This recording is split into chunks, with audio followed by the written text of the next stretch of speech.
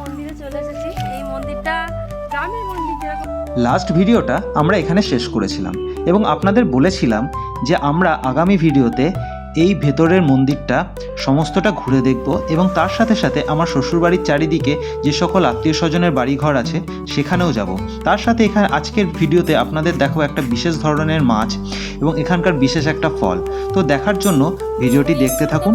নমস্কার, আমি সুমন দত্ত, আপনাদের সকলকে স্বাগত জানাই আমার ইউটিউব চ্যানেল সময়ের ডাকপিয়নে। হাজবেন্ডের চুল ওর মা গঙ্গায় দিয়েছিল, যেহেতু ওদের বললাম আগে যে শাসনতলা নেই, কিন্তু আমার মেয়ের বেলায় আমার শাসনতলাতে দেওয়া হচ্ছে, এটা আমার কাছে বিশাল ভাগ্যের ব্যাপার। আর ওইদিকে আমার মেয়েকে দেখুন সমানে প্রণাম করে যাচ্ছে।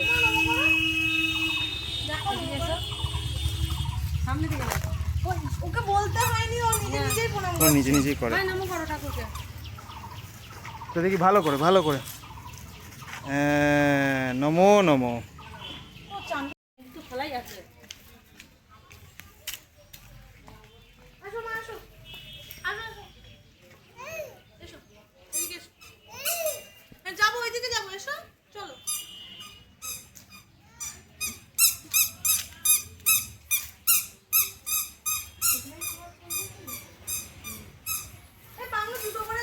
খুলে দে। খুলে দে।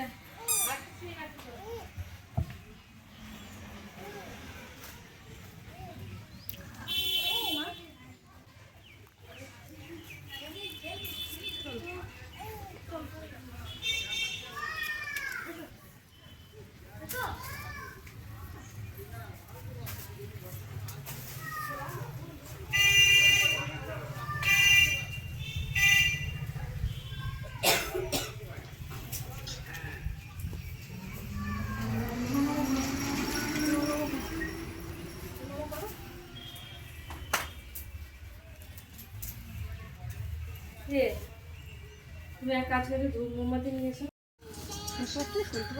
আনন্দ বেশি করে বানিয়ে দেবে বাবা। মা গরু কই, মা গরু কই, গরু আর কুকুর কই, কুকুর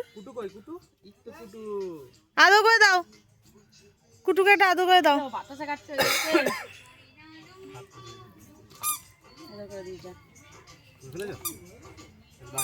আমাকে দিয়ে দাও, তুমি চলো আমার সঙ্গে।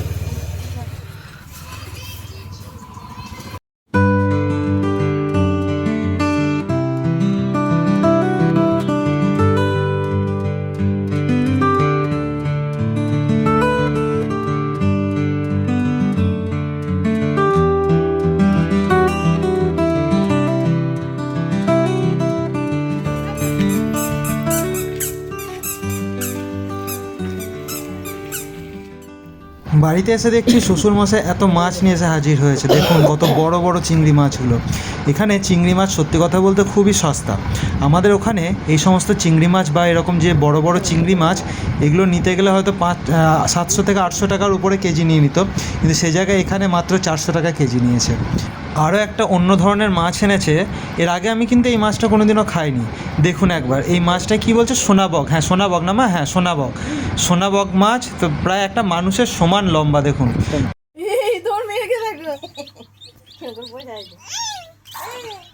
এ তোর ছানা নিয়ে নিই আমি, দেখাও। মা তো নেবে মা। ও বাবা, বাবারে হাম্পু দিচ্ছে তো। বাবা না না এটা না, ঢুকে দাও। এটা হাত বুলি দাও মা, হাত বুলি দাও। আদর করে দাও আস্তে আস্তে, পড়ে গেলে লেগে যাবে। এই দেখুন আজকে কিন্তু আমাদের ছেলের মামা শ্বশুরের বাড়ি খাওয়া শেষ, আজকে শ্বশুর বাড়ির খাওয়া। তো এই দেখুন রান্না আমাদের হয়েই গেছে আজকে, ডাঁটা আলু পোস্ত, এই যে ভাত, এটা কুমড়ো ফুলের বড়া হবে, এই দেখুন এটা পনিরের তরকারি হবে। আর একটা জিনিস আপনাদের দেখাই, শুধু ডাবের সাইজগুলো দেখুন, মুখের সঙ্গে মিলিয়ে নিন। মানে মুখটা ওইখানে না তুচ্ছ লাগছে, একদম ছোট্ট। এই দেখুন ভিডিওতে কতটা বুঝতে পারছেন জানি না, জলও প্রচুর হবে, বিশাল বড় বড় ডাব। এর আগে আর এর থেকে বড় বড় ডাব হতো। 1 গ্লাসের বেশি জল হয়, 1 গ্লাস আমি তো ওটা 1 জগের কাছাকাছি বেরিয়েছে। এই যে সব গাছ আছে, প্রচুর গাছ। আপনি দিয়েছেন গাছ খাওয়া দায়িত্ব আমার। কোন গাছটায় পারলেন? এইদিকে সব নারকেল গাছ, বড় বড় নারকেল গাছ। এই দেখুন,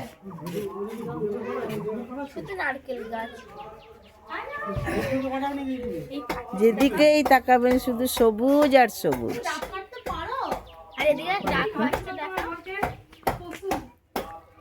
এই যে কাটাকাটি চলছে, এখন খাওয়া হবে।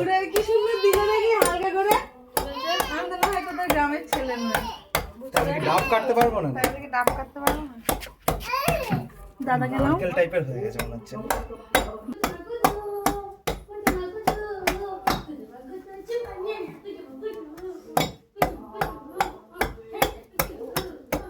বন্ধ করি।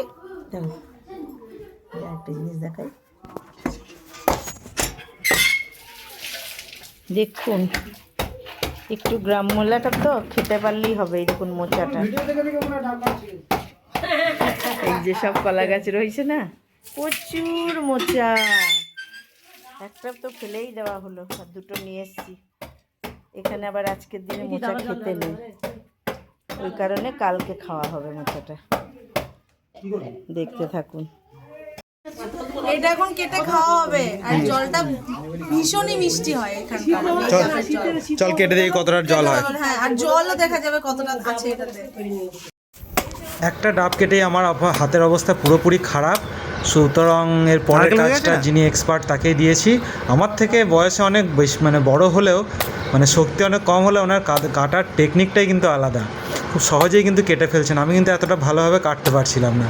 তো যাই হোক, এক্সপার্ট মানুষদের দামই আলাদা। তো উনি কাটুক, তারপর দেখি কতটা জল হয়। মাকে বল, তোর মাকে বল। এইটা দেখে লাভ নেই। জলটা বের করো। আগে যেরকম বড় বড় হতো সে তার থেকে ছোট, দিকে মনটা দুঃখে ভরে গেল। দুঃখে ভরে গেল। হ্যাঁ, মন দুঃখে ভরে গেল। ভেবেছিলাম সেই আগের বারের মতো বড় বড় হবে। ওদিকে যাবো, তুমি জামা প্যান্ট পরো না। আমার মেয়েকে জামা প্যান্ট পরে দাও, মুরগি দেখতে যাবে। দাদা পরে দিচ্ছি। চলো, মা জামা প্যান্ট পরিয়ে দেবে। চলো, জামা প্যান্ট পরো না, তুই মুরগি দেখতে যাবে তো। কিন্তু এই নারকেলের শাঁসটা কিন্তু হেভি লাগে। ওখানে যাবো তো।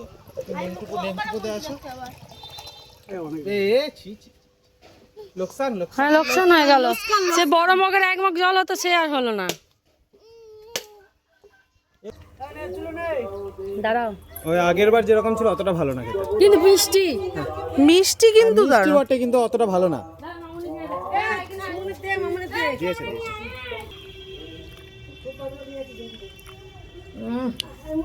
মিষ্টি, একেবারে সুপার মিষ্টি, হ্যাঁ। এত সুন্দর নারকেলের জল, কি বলবো। দাদা আগের বার খেয়েছে, তাই দাদার এবারেরটা একটু কম মিষ্টি লেগেছে। দেখুন, একটু লেয়ার হয়ে গেছে, কিন্তু দারুণ মিষ্টি খেতে, খুব মিষ্টি। মামনি খেলাম।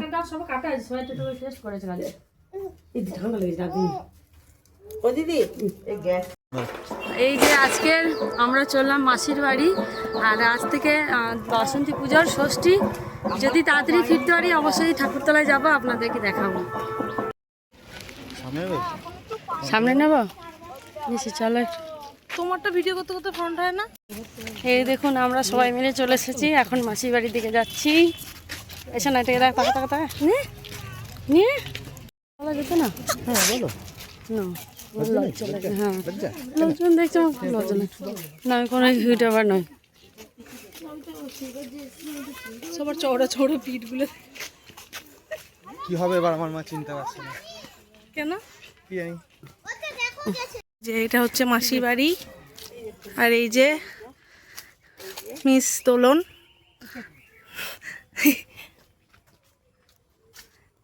এই যে আমাদের আর একটা ইউটিউবার গাইস। আর এই যে আপনাদের কি যেন নাম তোমার? সুমন দত্ত। এই যা, আমাদের ওখানে এই লেবুর দাম দিয়ে কিনেও পাওয়া যায় না, আর এখানে দেখুন ঝোপঝাড়ে কেমন লেবু হয়ে আছে, খাওয়ার লোক নেই। গ্রাম অঞ্চলে এটা একটা কিন্তু আলাদাই মজা। আমি ভাবছি যাওয়ার সময় এখান থেকে লেবু নিয়ে যাব।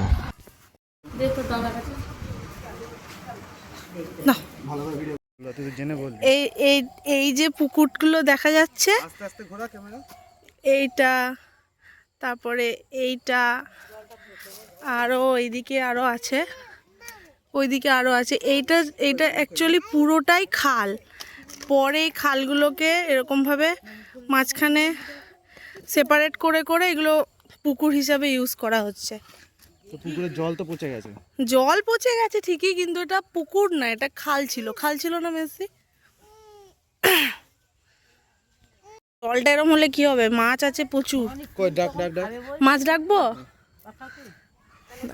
এই জায়গাটা দেখাই, এই যে মানে স্ট্রাকচারটা দেখলে বোঝা যাবে যে এটা আসলেই পুকুর না। এখন সব খাওয়া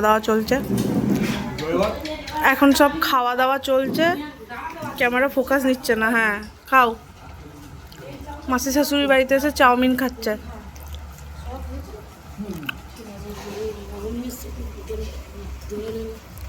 কেমন লাগছে?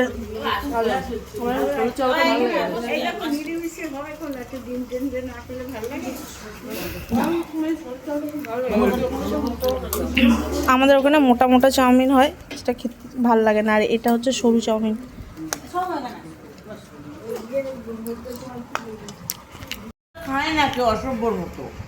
আর এদিকে আমারটাকে দেখুন, অল্প অল্প, সে নিজে নিজেই চাউমিন তুলে খেতে শুরু করেছে। অল্প অল্প।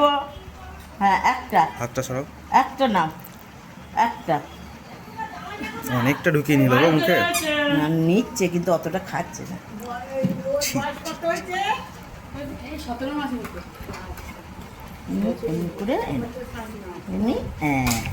বাড়ি থেকে আমরা বেরিয়ে পড়েছি। হ্যাঁ, এবার সামনে দুটো পুজো হয়, মানে কি যেন হচ্ছে, বাসন্তী পুজো। ওই দুটো দেখে তারপর আমাদের পাড়াটায় যাবো।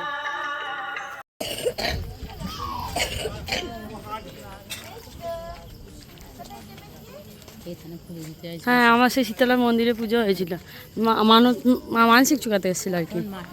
হ্যাঁ, না মাটি পাকাই ছিল, তো একটা পুরোনো টাইপের ছিল। হ্যাঁ,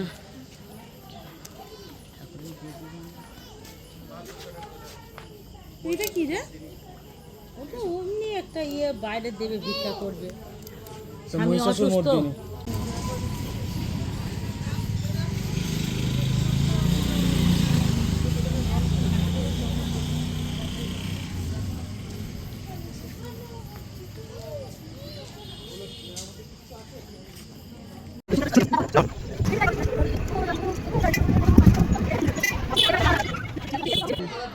আসলে এখন হচ্ছে এখানে বাসন্তী পুজো। বাসন্তী পুজো মানে আপনারা সবাই জানেন আশা করি যে দুর্গা ঠাকুরেরই পুজো হয়। আর শরৎকালে আমরা যেটা করি সেটাকেও আপনারা জানেন নিশ্চয়ই, অকাল বোধন বলে। তো এই যে ঠাকুরটা দেখছেন, এটা একদম আমার শ্বশুরবাড়ির কাছে। তো দেখুন আপনাদের কেমন লাগছে অবশ্যই কিন্তু কমেন্ট বক্সে জানাবেন।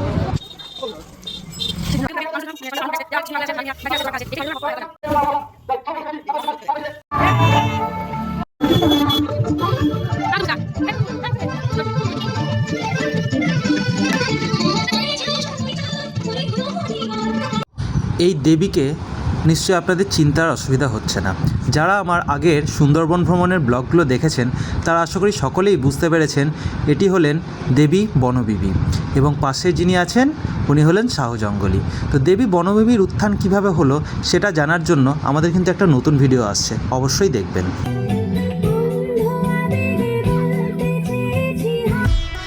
আজকের মতো ভিডিওটা এখানেই শেষ করছি।